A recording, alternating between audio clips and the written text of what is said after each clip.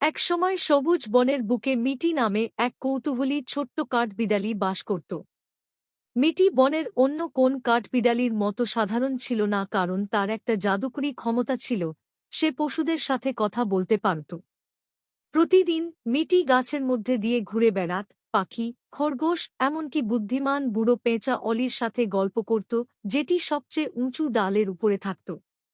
কিন্তু একদিন যখন মিটি আসন্ন শীতের জন্য খাবার সংগ্রহ করছিল, তখন সে ঝোপের নিচে লুকানো একটি রহস্যময় উজ্জ্বল বস্তু দেখতে পেয়েছিল। কৌতূহলী মিটি সাবধানে জ্বলন্ত বস্তুর কাছে গেল। তার বিস্ময়ের জন্য এটি একটি ক্ষুদ্র, ঝিকিমিকি স্ফটিক ছিল। তিনি এটি স্পর্শ করার সাথে সাথেই একটি উষ্ণ, ঝনঝন সংবেদন তাকে আচ্ছন্ন করে ফেলল, এবং হঠাৎ করে তিনি কেবল বনের পশুপাখিই নয়, গাছের ফিসফিস এবং বজ্রপাতের শব্দও শুনতে পেলেন। উত্তেজিতভাবে মিটি অলিকে তার নতুন উপহারের কথা জানাতে ছুটে গেল। অলি মনোযোগ সহকারে শুনল, তার জ্ঞানী চোখ আগ্রহে জ্বলজ্বল করছে। মিটি অলি বললেন, এই স্ফটিকটি প্রাচীন বনের আত্মাদের কাছ থেকে একটি উপহার। এটির সাহায্যে আপনি শুধু প্রাণীদের সাথে নয়, বনের সমস্ত জীবন্ত জিনিসের সাথে যোগাযোগ করতে পারেন। আনন্দিত, মিটি তার নতুন পাওয়া ক্ষমতাগুলি অন্বেষণ করতে রওনা হন। তিনি লম্বা, গর্বিত গাছের সাথে কথা বলেছেন, যারা তাদের যুগের জ্ঞান তার সাথে ভাগ করে নিয়েছে।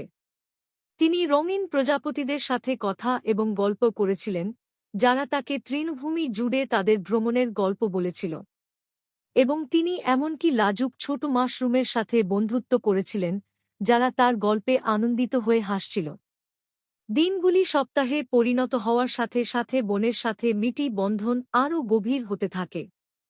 তিনি উডস অভিভাবক হিসাবে পরিচিত হয়ে ওঠেন, প্রাণীদের মধ্যে বিরোধ সমাধান করতে, অসুস্থ গাছপালা নিরাময় করতে এবং প্রকৃতির সূক্ষ্ম ভারসাম্য রক্ষা করতে তার উপহার ব্যবহার করে। এবং তাই মিটি কাঠবিড়ালি সুখের সাথে বেঁচেছিল, সমস্ত আকার এবং আকারের বন্ধুদের দ্বারা বেষ্টিত, জাদুকরী উপহারের জন্য কৃতজ্ঞ, যা তাকে প্রাকৃতিক বিশ্বের বিস্ময়ের কাছাকাছি নিয়ে এসেছিল। এবং যখনই তিনি রাতের আকাশে জ্বলন্ত তারার দিকে তাকাতেন, তখনই তিনি জানতেন যে বনের আত্মারা তার উপর নজর রাখছে, তাকে তার অন্তহীন দুঃসাহসিক কাজের দিকে পরিচালিত করছে।